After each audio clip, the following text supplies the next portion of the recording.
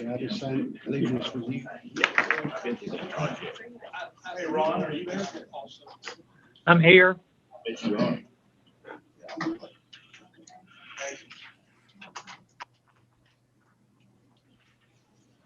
All three of the board members that are not here, they are on Zoom. Already on, okay, good.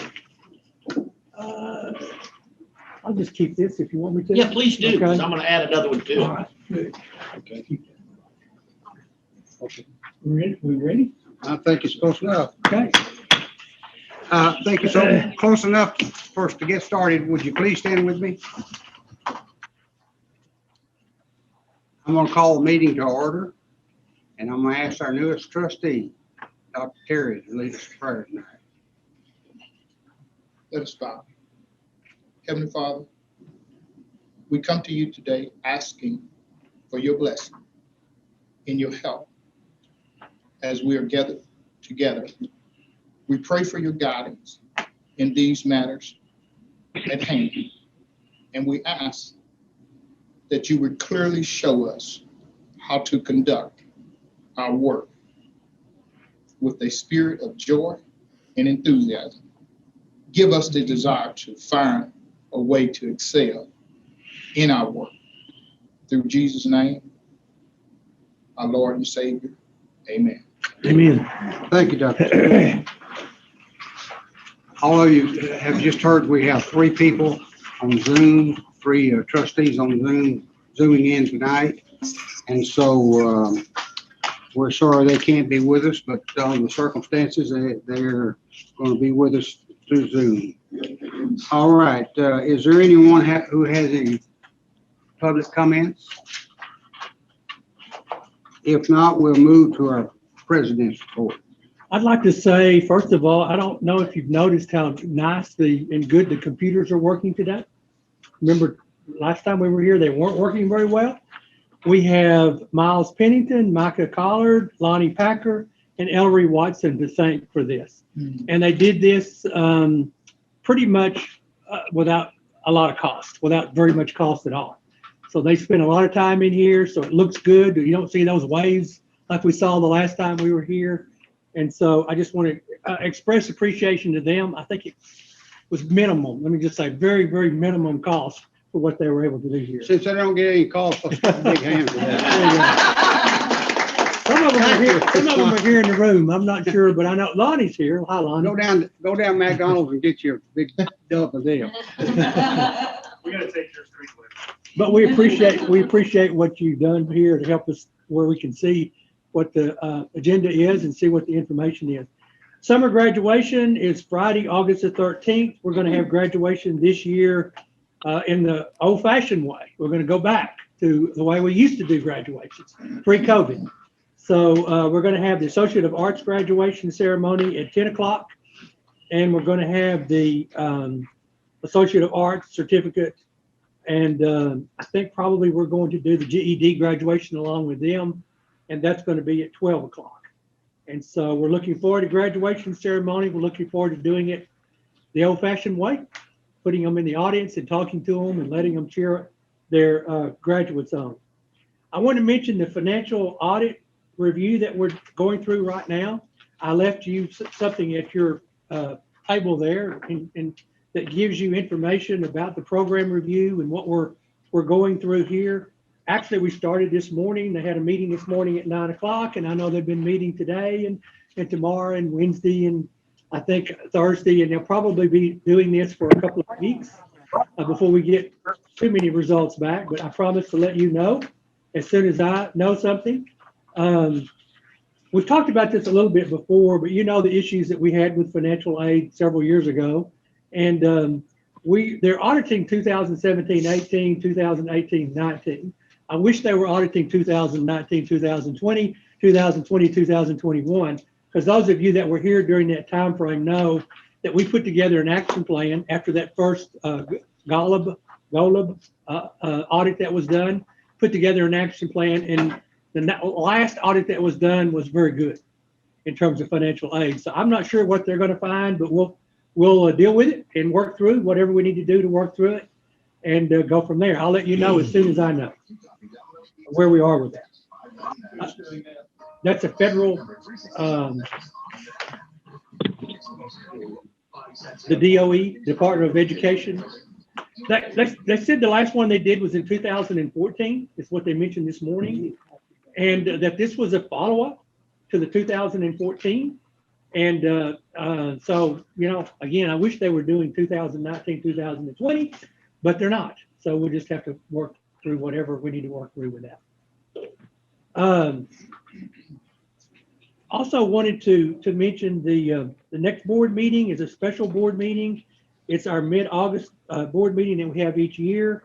It's August 11th. It will be basically to determine and to approve tax rate. And I think David Hopkins is getting information in the next day or two or three, maybe, about what the tax values are in the different counties. I think he's already got a couple. He's waiting on Henderson, maybe in Kaufman. And so he'll talk a little bit about that a little bit later on. So we'll know more after we get those tax values. We estimate that they're going to go up again, as we've talked about before, but we'll know more specifically in the next day or two. And we'll set the tax rate at that meeting. It'll be at 6 p.m. and we'll offer sandwiches and et cetera at 5:30 for anybody that would be interested in doing that. Our next regular meeting is normally it's the fourth Monday of the month, as you well know, but because we're doing the tax rate on the 11th, we can wait 2 weeks and we can do the final hearing for the tax rate if we do that last meeting on August the 30th. And so that keeps us from having to have a meeting in September, mid-September. So it just kind of makes it work for us. So our meeting will, instead of being on August the 23rd, which is the fourth Monday, it will be on August the 30th, so that we can get the tax hearing in there at that meeting. And also at that meeting, we'll approve the final budget. I also want to mention, and I know that you guys have seen this on some of my updates, but I'm very proud of our athletes. I think probably you've seen the academic All-Americans. We had more this year than we've ever had before. Eddie was telling me about it earlier today. We had 10 first-team academic All-Americans that had perfect 4.0 grade point averages. We had 12 second-team academic All-Americans. We had 10 third-team academic All-Americans. And so I'm really impressed the fact that there were 4 football players on the first team All-American. I don't think I've ever seen that before in the history of my time here at TVCC.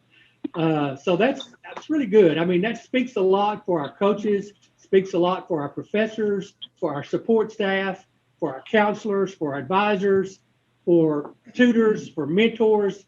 That speaks a lot for the college. You know, we had our largest graduation number in the spring semester. I believe it was 713. And to have this many academic All-Americans, I'm very proud of that. They made it through COVID. They made it through all the different obstacles that they had to overcome, and I'm very proud of that. I just wanted to mention that. And I saw over the weekend, I sent it in my update this morning, that the volleyball team was the 4th best academic GPA in the nation. It was 3.71 out of 4.0.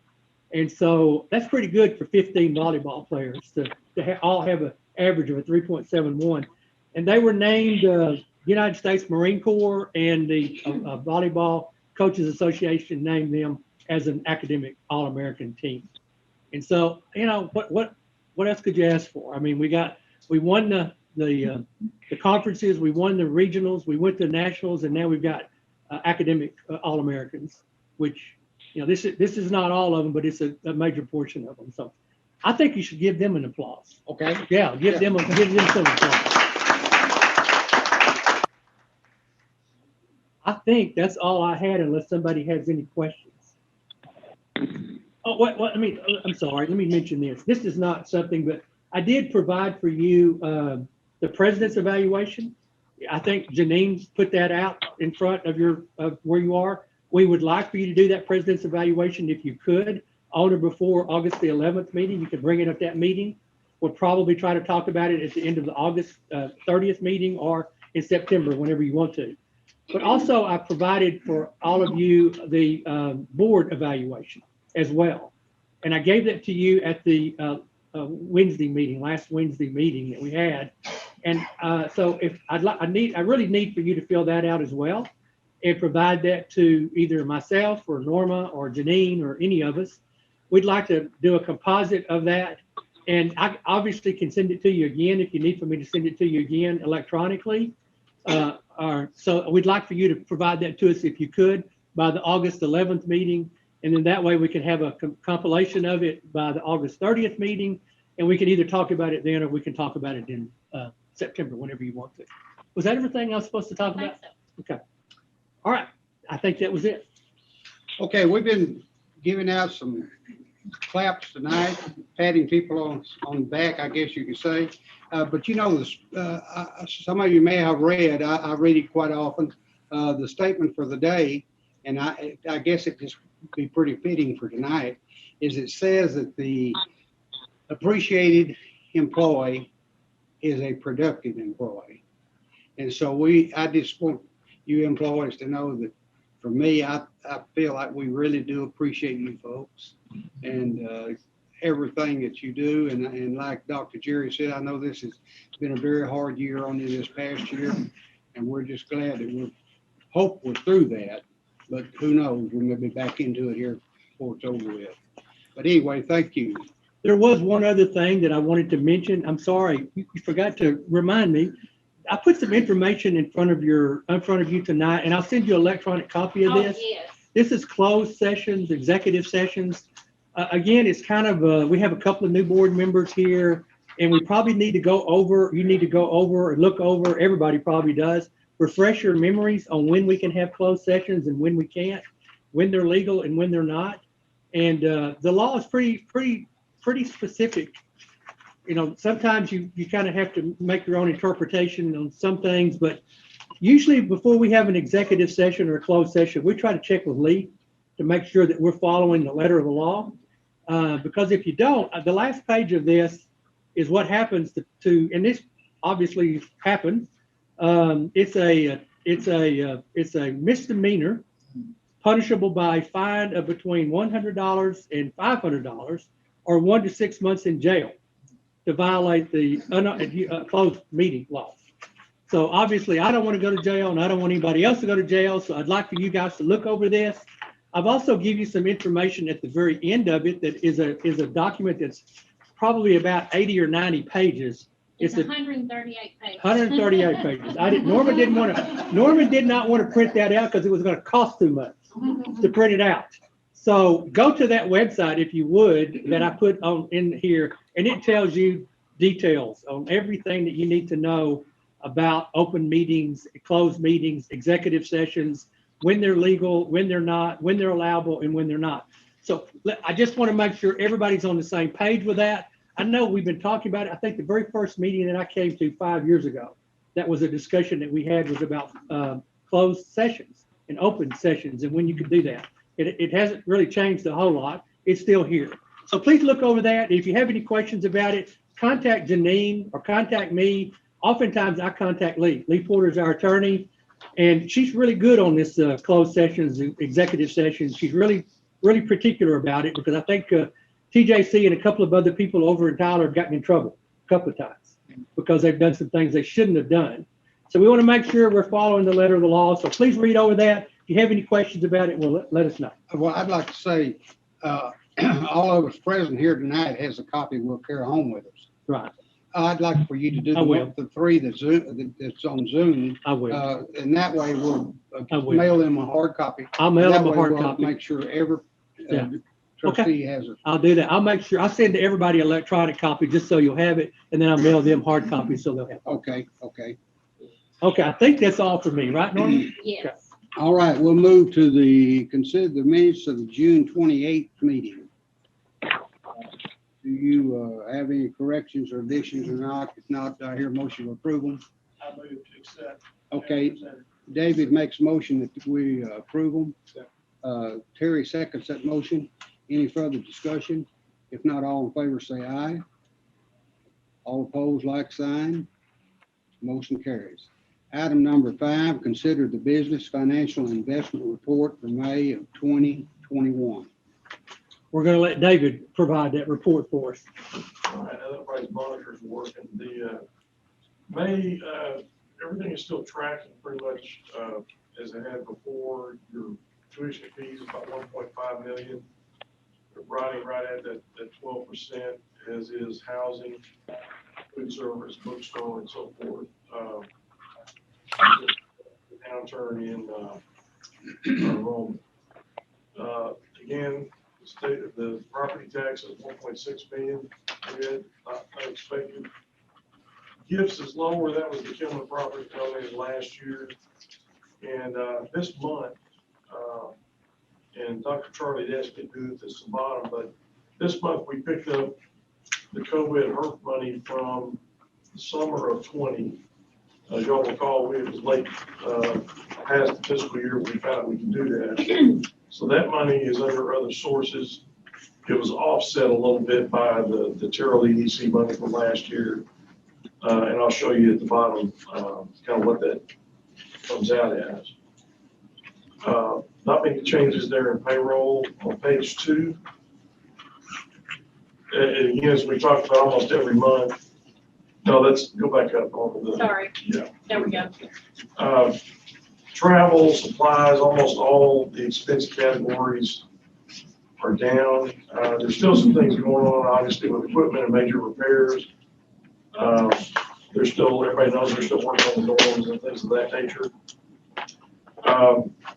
But down at the bottom, and again, I'm looking under year-to-date actuals and projected. And I'll talk about projected at the 8.9. I have some more slides to talk about the 3.6 million we expect in HERF money if we draw down all the lost revenue. But I showed you what the excess and the year-to-date actuals are, revenue versus expense, with and without the HERF money. I think, again, Dr. Charlie asked for that. So you're still looking at 5.2 excess, which is not surprising because we've got 1.6 in contingency, 1.9 being transferred to capital reserve, so you're already at 3.5 before anything else even happens. So does anybody have any questions about any of that? David, just to be clear, the actual excess, because we did get the HERF money, or we are getting the HERF money. Yes, sir. So the excess would actually be 8.9 projected. That's what it's looking like. Okay. Right. Again, we've got 3.5 built into the budget to save automatically. Yes. And so you add that, you're already at 6 or 7 Right. before you even have any excess or under revenue. So, like I said, we talked about budget. I had to stop and look at that for a minute before. Yeah, you really thought that was. Let's go down a couple of pages, Norma. To the May is one more. Yeah.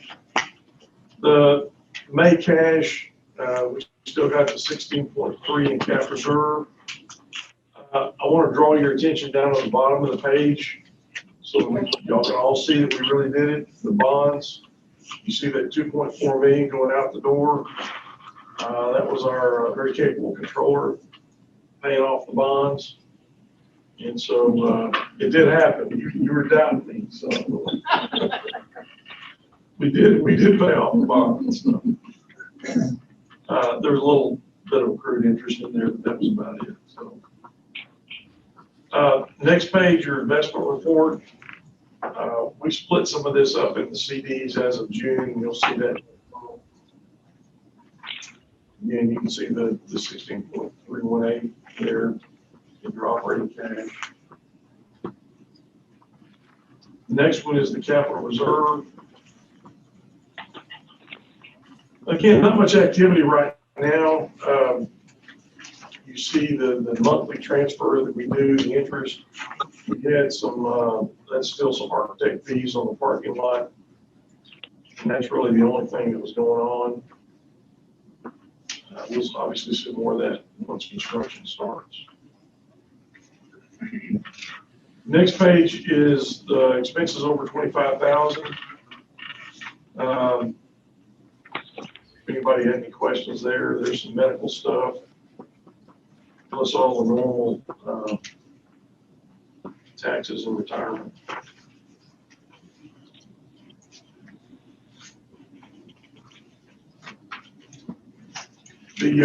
Just one question, and we could talk about it later if need be, supplement, but some years ago, we said we're going to eliminate, the personnel that were associated with maintenance and janitorial and that kind of thing.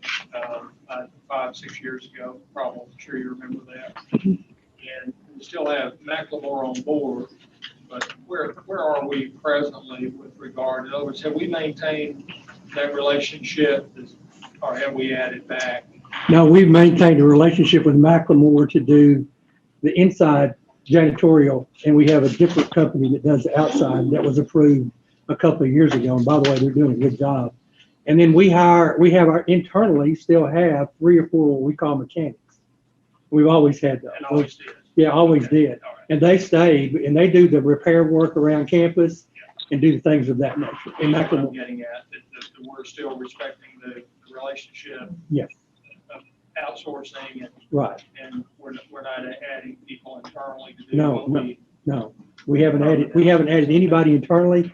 We have done some part-time people on occasion when we needed them, but that's just, no, it's still the same relationship we've always had. And I think Macklemore's doing a pretty good job. There were a couple of years there I didn't really think so. I think they've gotten better. They have personnel problems like everybody else does, too, like everybody does, yeah. But the outside, and I can't remember the name, they're from Forney, the outside group. Hunt Brothers? Hunt Brothers, yeah. They're doing a really good job. I was in Terrell. We were in Terrell last Thursday, and then we're around campus in Palestine. They're doing a really good job. Of course, I think it helps when you get rain. We've gotten some rain. Makes everything green. Yes. Yeah, that's what that is.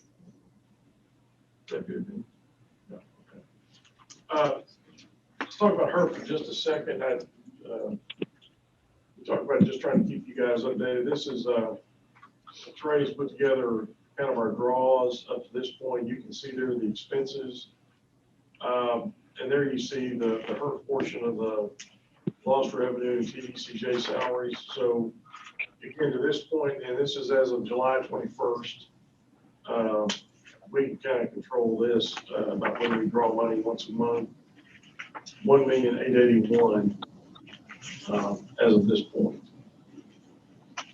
What I really want to spend a minute talking about is the next page. There we go. The amount we've got left, 7.753, and we talked about this, and this is the figure that you just saw. Those other than the LTC salary, the current projected, and I just redid this over the weekend, lost revenue for this year for fall and spring only. We're still talking about whether we want to bring the bookstore into this. Again, thinking about over the 2-year period, how much money we may want to try to transition between the two. We're still looking at that.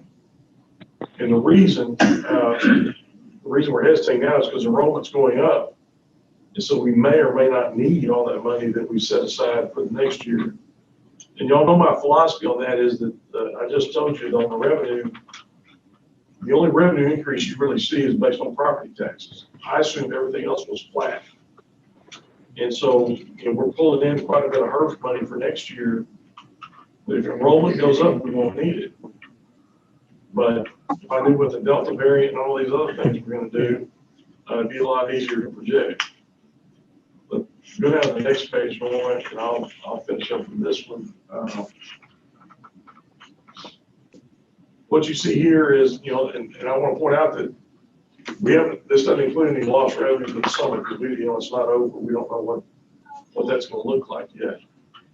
This is the money, again, for next year and the following year. And I think David pointed out that, it doesn't include any lost revenue for tuition and fees for year 2. We're hoping that goes up, but it wouldn't matter because we're, 60,000 short which is not much considering what property taxes are doing, but, I just want to give you all this snapshot every month to kind of see, we try to update it as much as we can based on what happens. And we'll do this same thing as we draw money down, both this year and next year. So anyway, I'll try to answer any questions. That's the best crystal ball I've got right now. That's helpful. Okay. I wish, there's a lot of variables in time we're dealing with the government, as we talked about, but I'm pretty comfortable. We talked this over internally. As far as the guidance that we have 50 questions that they've answered regarding things like lost revenue and TDCJ salaries. I'm very confident in the way that we're doing it and the fact that we can draw it. As I told you, many CFOs are looking at, okay, well, do we want to conserve some money just in case? And who knows what they'll do? But if enrollment goes up, that's always a problem. So, do I have anything else? On the HERF money, well, will we be able probably to clean that out in 23? You have to. Have to in 23. I was just reading the guidance. They have allowed for one 12-month extension.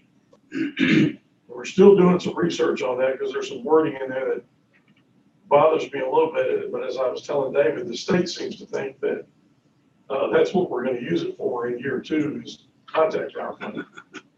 But they were very specific that the extension doesn't go more than 12 months. 23 is it, unless they do something else. And as you can see, if this holds true, then the money will be gone anyway. That's all I've got. All right, anyone have any comments, questions? Be interested in what you learned. Yeah, as you and I were talking, I was rereading that. Of course, anytime I read something from the federal government, it makes me nervous. And we've done our best to follow the rules, I know you have. but they were very sparse with the rules at first. So anyway, I'll keep y'all posted. Okay, anyone else have any comments or questions?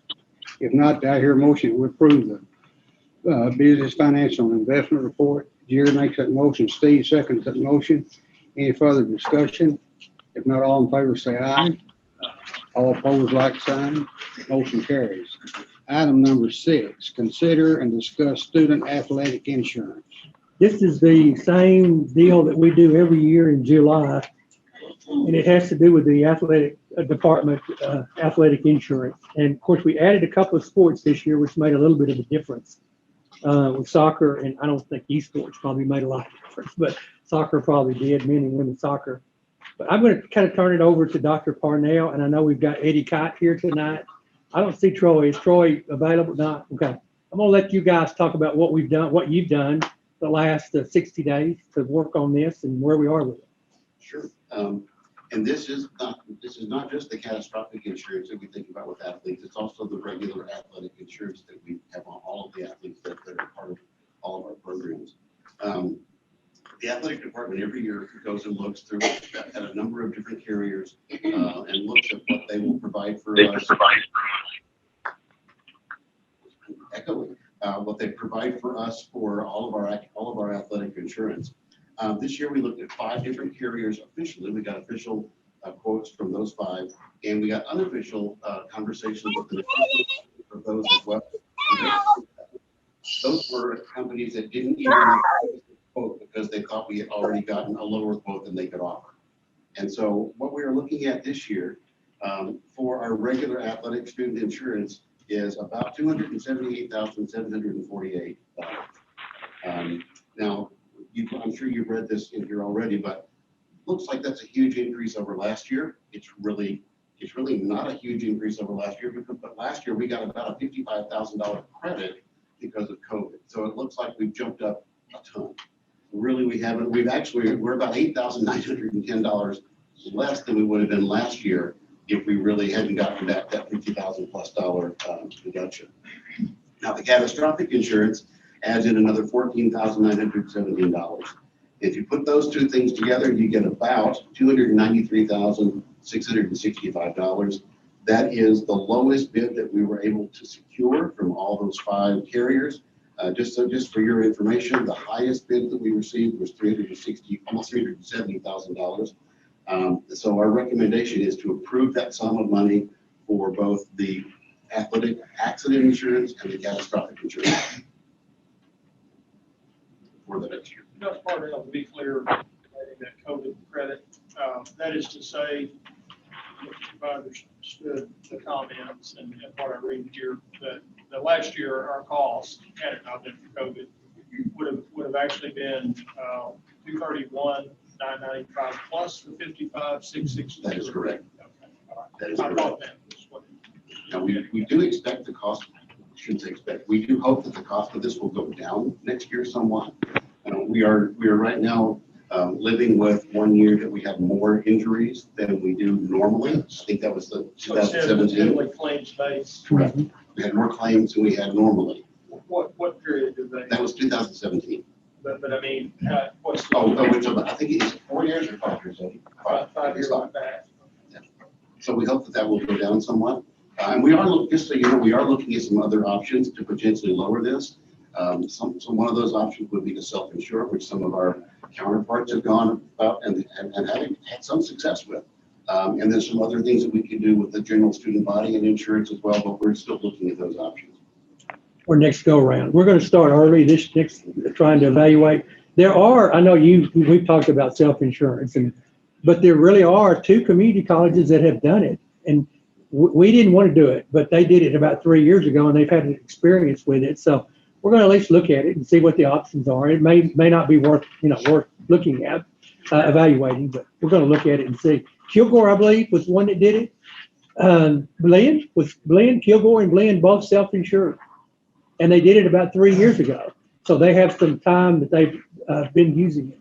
Do they fully self-insured, partially? I really don't know. We're going to study it. We're going to have them evaluate it and look at it. Most of those where they have a stop loss saying that Yeah. any claims below X, Yeah. we'll split the bill. And then once Yeah. it's a cap, well, then it moves off. Yeah, I don't see how they could just keep it unlimited because that would be crazy. But yeah, well, anyways, we're going to start early and start looking at all of our options early and evaluating what other colleges are doing. And then give you, hopefully they won't give you a whole lot of an estimate until April or May because they want this year's experience to be able to give you, but at least we can start looking at it and evaluating. You say out of the 50 colleges in Texas, we probably have 2 or 3 self-insured? These are the 7 that have football teams, athletic okay. programs that we're aware of that have football Okay, teams. just have 7. football, okay. They self-insure. Football is a biggie in here. Yeah, okay. And so they self-insure, but some of the others, most of the others are doing like we are. Navarra does like we are doing, continuing to do like we are. But we'll evaluate it and look at it and see. You just gotta have strong nerves. I don't have those kind of nerves with self-insurance unless there's a limit up there somewhere to stop you from going over. Philip, was this $55,000 a credit or was it a refund? It was It's a credit. It was off the original quote that we got, so we didn't actually pay with the $231,000. It's a credit. So will it credit was it credited on that Last year's billing? bill. Yeah, So it won't come off of this 293? it was off on last year's bill. And it was due to COVID. It's actually off the current year. That's correct. Okay, anyone have any good questions about it? The recommendation by the staff is that we go with Barden, Furman for $278,665. No, to a total of $293,655. Anyone have any questions about that? Do I hear a motion to approve it? Okay, Jerry makes a motion that we approve it. Second. Mike seconds the motion. Any further discussion? If not, all in favor say aye. All opposed, like sign. Motion carries. Thank you, Dr. Phil. And Dr. Phil. And Terry and, who's our other staff member? That's the stick now, isn't it? Okay. Thank y'all for your good hard work on getting that. Yeah, they spent a lot of time getting, Joy Scott, that had a lot to do Yeah, with it. okay. Just be prepared to do it again next year and do it a little bit better. It's a deal. Item number 6, consider and discuss, That was 6. This is 7. okay, item number 7. We're getting through quicker than I thought.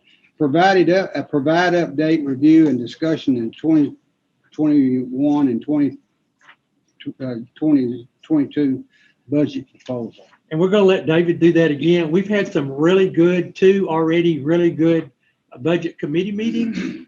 And we're going to have another one Wednesday at 2:00, this next Wednesday at 2:00. That's right, isn't it Wednesday? It is Wednesday. Wednesday, yeah, Wednesday at 2:00. And so we're getting there. And this is just kind of a view from 60,000 feet, looking at I just kind of wanted you to at least look at this and David to kind of talk about it and see if you had any questions about it. I know we gave everybody a budget book already. And so hopefully you've had a chance to look over that. This is not any different really than what was in that budget book that you received a couple of weeks ago. But I just kind of wanted David to go over it. That's what we normally do at the July board meeting. And then we get serious at the August 11th board meeting. More serious. Are you scoring these committee successes by length of time? Yes. You said 2 meetings, we thought it was 2. More like 12. But Yeah. I didn't say that, right? You said that, okay? I don't want to get in trouble here. That everybody here should have had at least 1 or 2 rounds of the books that we gave you. I'm not going to go through the whole book. I know you're happy to hear that, but just real briefly, kind of how we developed this and kind of where we're at in the process. Talking about the first at the top, the revenue, just so the rest of the board understands. Again, as I said, I took the approach of no new revenues this year, not knowing what was going to happen. You got to remember, we started this months ago. And I'll just point out to you at the bottom, you'll notice that you see total revenues. The increase that you see pretty much approximates the increase in property taxes. Now, we know that enrollment's going up, so the picture is looking better. But for budget purposes, I felt more comfortable just playing it safe and conservative. We had the HERF money, and that's the 3.984 that you see under other sources. That's where I'm bringing that into the budget, just so we can kind of see where we stand as far as total revenue. And once y'all get a chance to look at the book, those of you not on the budget committee, just please give me a call if something's not clear. I know we're going to talk more about the salary study, but under salaries, I will say the numbers presented here are full implementation as presented. And again, there's a tab in your book about the salary study. Encourage everybody to look at that. These numbers, again, are as we presented the study. They haven't been changed yet because those decisions are still being discussed. Maintenance and operations. Again, you can see the numbers there. There's a very detailed tab to kind of show you what each of those differences are, kind of details the line items that pushed it to be higher. Again, once again, please call me if something's not clear. We're going to be discussing more of those in the budget committee meeting. You'll notice that you don't see any more bond payments except for the $25,000 for the capital lease. I believe this is the last year of that. And even with all this in here, I wanted to point out that, we talked about how much we got in reserve and everything, but even with everything that's in the budget, we're still putting, as we sit here today, 1.3 million in contingency and 1.937 in capital reserve funding. And that's the amount that we transfer every month in cap reserve. So we're, obviously the budget's balanced with those numbers. This by no means implies that it's final. We got meetings scheduled between now and August 11th, I think, so. But I just, we hadn't talked about it much with the full board, but if anybody has any questions, once you have a chance to look at it, I'll be happy to answer. David, you have something? I don't have a question, just an observation from, from my seat on the budget committee. Okay. I know that trustee Embry and trustee Grant, have input as well, or may.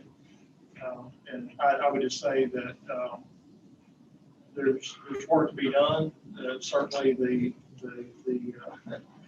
the lengthy sessions that we've had, I think have been productive and lively. But moving toward what would resolve some of the important questions. And I think I would say that I feel it's probably a 90-10 split between the time we've spent talking about salary reclassification study and maybe 10% on the core budget.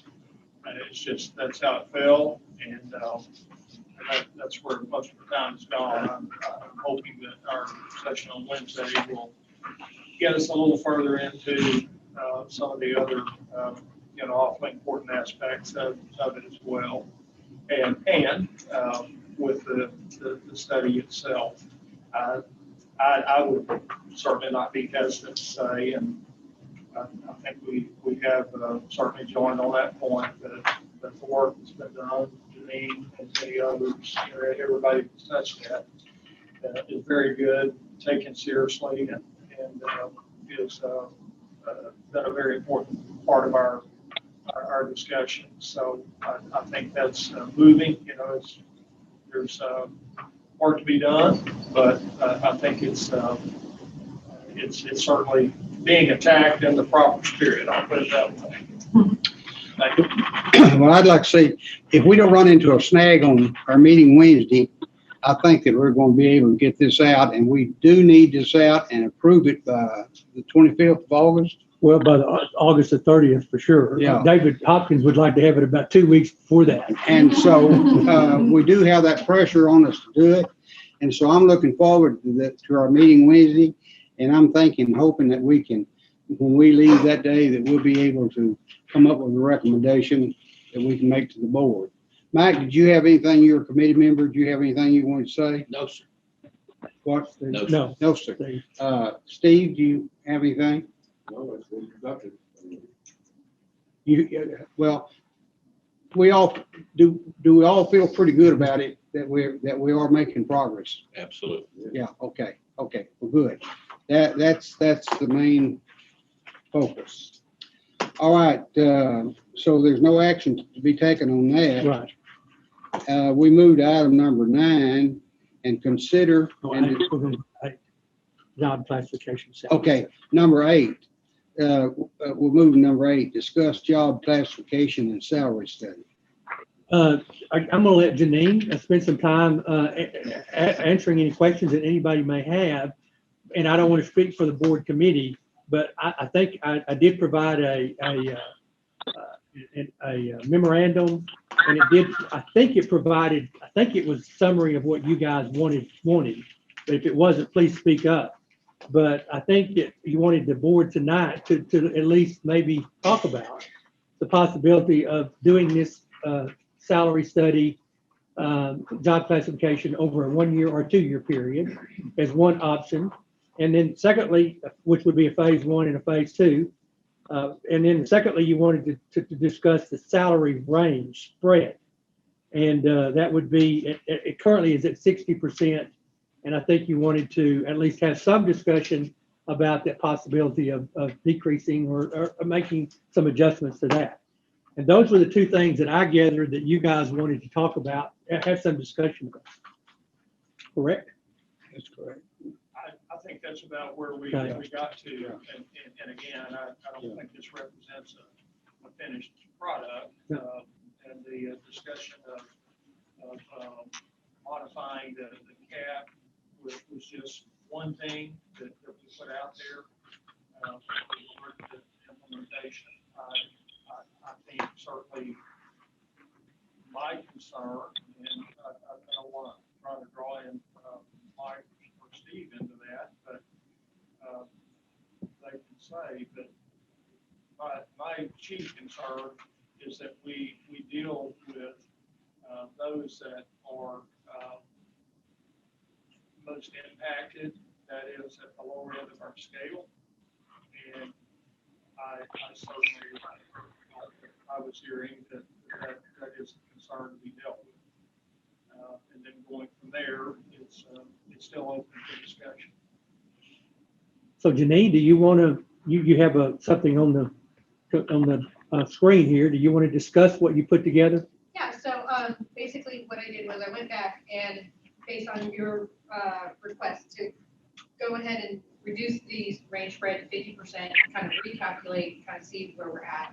And that's basically what I did was I went back and we did that. And so the end result, basically what happened was is that we had quite a few more employees that are now capped out or would be considered capped out. It means their current salary would be over what the new maximum would be. And what we found is it affected faculty more so than it affected staff. So we had only 2 additional staff members that were now on the capped list. And we had, I think, 7 additional faculty that were added to the cap list from before. And I know the numbers, unfortunately, due to all the changes that have been occurring, since we originally calculated this, there's been a lot of changes. So the numbers are definitely fluid. I could recalculate this tomorrow and it would be a different number because there's already been some changes. So just understand that, you're going to see some fluctuations in those numbers, and that's just, because it is it's always changing, and I always try to go in and keep it up to date. So if you guys need information, I can have it readily available. So, but on the 60%, and honestly, the difference between doing a 50% spread or a 60% spread or even a 70, it's really based on your philosophy as a board on how you guys want to, the pay philosophy for the college. It's basically what you're willing to say, this is what maximum we will pay for this position. So there's really no real strong theory behind it or logic that I can provide to you. It's really a personal preference on how you guys think, the spread should be. Now I can say the shorter the spread, the faster people will cap out, depending upon how quickly we move them through the scale. So if we continue to average 3% every year at increase, then if you have a 60% spread, well, then you can dictate that in 30 years, that person's going to cap out if we consistently did 3% every year. But we know that's not going to happen. So it just really depends on exactly how often we do increases and the range is how quickly they're going to cap out. Does that make sense? So the shorter the range, the quicker they'll get there, the longer it'll take for them to get there.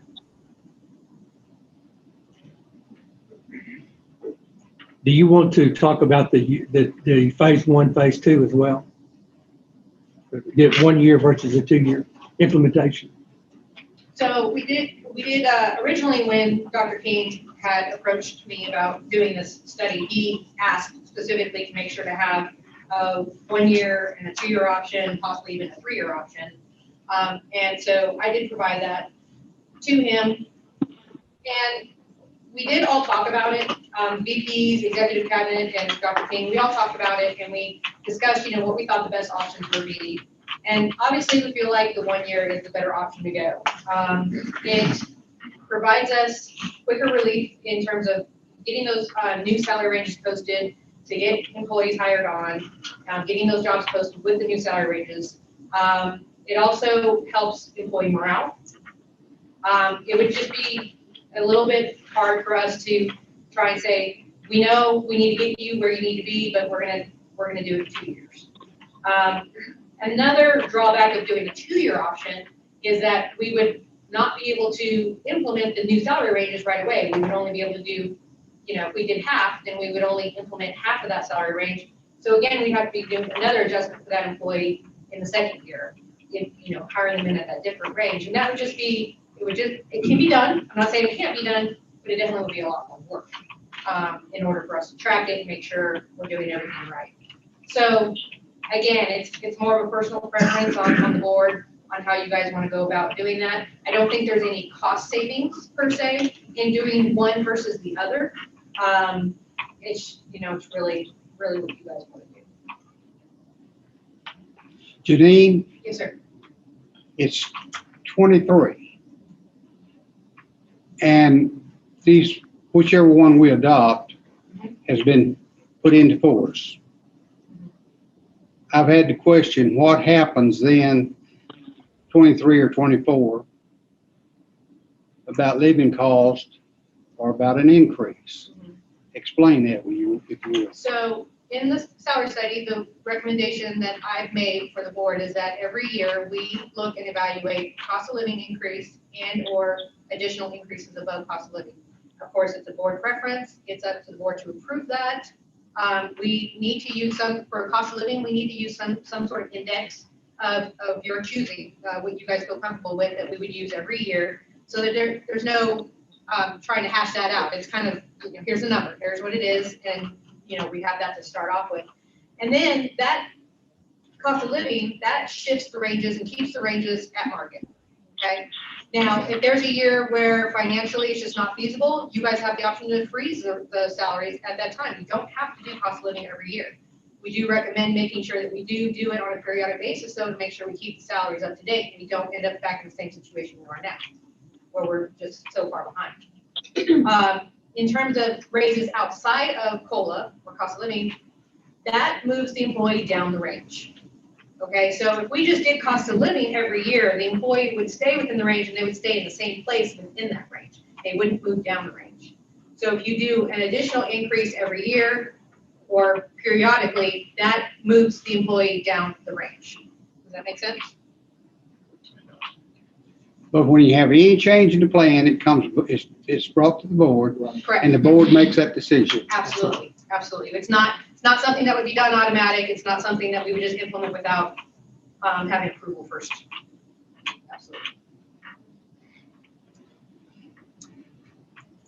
Anyone have any more questions of Janine or David? Just one, Janine, and I had this discussion with you. You provided to me a report from the study itself. And of course, we talk about ranges, which is really your range is starting, which is where we really have the pressure point to let those correct people in. Correct. I think we all have been aware of that for some time.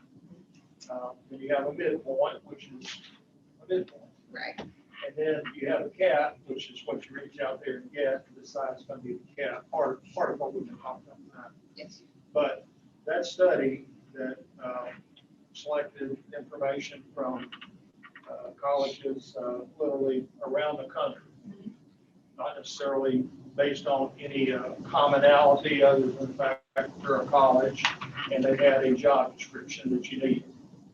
So would it be accurate to say that there are certain data that was derived from one or more of those colleges, irregardless of where they're located, and regardless of their size, that we selected as being valid because it met the 70% description match? Correct. That's Did I say correct. that correct? Yes, sir. Okay, second thing then, you provided to me I think it was several page report. I referred to it some of our budget committee discussions that also told us that we have a significant number of personnel both on the staff side or non-faculty as well as faculty that according to that study are already paid more, and in some cases significantly more than that study could conclude where that should be at present. Did I say that right? Yes, sir. Okay. Would you supply that to all members of the board? Sure. Okay. Absolutely. And you may have already. No, I have not. Okay. But yes, I can. Okay. For sure. If you would do that. Sure, absolutely. That's all for me. One of the things that Janine is also trying to do, we're all trying to do, is get and collect data from other community colleges, regional community colleges. And are you still getting some data from some of the others, or is it? I haven't received any more since, Okay. the last week. We're And gonna- I think we talked in the budget committee. Yeah, we're gonna try to provide as much as we possibly can from some of the others. Maybe I need to call some of the other presidents. Well, I think actually trustee Monk had said that he was pretty satisfied Oh, with what I okay. had already received and didn't feel Just- there just was. for Okay. me. Yeah, just for It didn't him. seem like I it was mean- gonna materially, move the Change. dial. We don't think it is, but I just felt we needed to validate that, based on those folks that are Okay. kind of in our territory. at some point, we'd like for you to provide that data to all of us as well. Not all of us, but the board, all the boards as well. So they can at least see that there was comparable community colleges in the region that had comparable salaries. So, thank you. Just understand that a lot of those positions from those local colleges did not provide us job descriptions, so we were not able to go in and see if the positions matched, based on the same criteria that we matched all of the other jobs with. And I'll just give you some examples of, TJC actually has an admission specialist position posted right now. And if you were to go on and look at those job duties and compare it to our job duties, they're completely different. Their admission specialists actually go out to high schools and recruit. They do campus tours. There's a lot of aspects of that job that don't fit into what we do. We actually have a recruiter that does all of that. And so it's a totally separate position. And that position actually pays $44,000 at TJC, whereas our position here for our admission starts at 29. So it's a huge, so you can't, it's really hard sometimes when you look just at titles and they send us this data, but understand that, if we weren't able to match it, we don't think it's viable and we should take that into consideration. So just understand, we do try to look as much at that as much as possible, but I have not heard back from Navarro. They have not provided anything. Paris, I haven't heard anything from Paris. Angelina and Kilgore and TJC sent us information, but no job descriptions. I think we got job descriptions from Canola, and we were able to get job descriptions from Navarro based on the job postings that they actually have open right now. So we actually went and pulled some of those off. Of course, those weren't available when we were doing the study originally. So you're right. Does anybody have any other questions for Janine? Thank you, Janine and David, for your extra efforts on this. And all I'm going to say is pray for us, our meeting coming Wednesday. And pray that we will come to a resolution. Okay. No action on that item there, so we move to number 9. Consider and discuss faculty staff compensation adjustment. Let me explain where that came from. In our board meeting last week, some members of the board thought or brought up the discussion about that we really haven't done anything in the way of salary adjustment since COVID-19. And we just felt like that in this particular year, coming out of this particular budget, that we should talk about and think about doing something. And so after a lengthy discussion, we had a recommendation that we give across the board, every employee, $1,500. And so, If I may, I would move to table that until after our budget meeting and then our August 11th board meeting. only thing is, we just got to do it before August, the end of August. Because we want it to come out of this year's, we're going to be putting this new program into the new budget. Shouldn't be hard. I think we should wait because even though out of those discussions, we had additional information that Janine gave us at the last meeting, and I feel like we need to visit more about that topic in the she reported on today, before we commit to that first. Okay. So Mr. Monk moved to table and Grant second to table? Your motion to table. Did you make a motion to table this item? Yes. Okay. offer Yeah, he motion made, to- David made motion and Steve second that motion to table it to at this period of time. So All right, we need any to, more discussion about that? If not, all in favor, say aye. Opposed, like sign. Motion carries. Item number 10, consider and discuss personnel matters. board, this is just, again, the typical resignations, retirements, new hires, reclassifications. Anybody have any, hopefully you've had a chance to look over that. Anybody have any questions for Janine or myself? If not, we'd ask the board to approve the personnel updates. All right, I hear a motion. Steve makes that motion. David seconds that motion. Any further discussion? If not, all in favor, say aye. All opposed, like sign. Motion carries. I hear a motion to adjourn. Jerry Stone makes motion to adjourn, and Steve and Terry second. All right, I hear a motion to adjourn. All in favor, say aye. All opposed, like sign. Motion carries. Thank all of you for a Thank you. good meeting tonight, and have a safe trip home.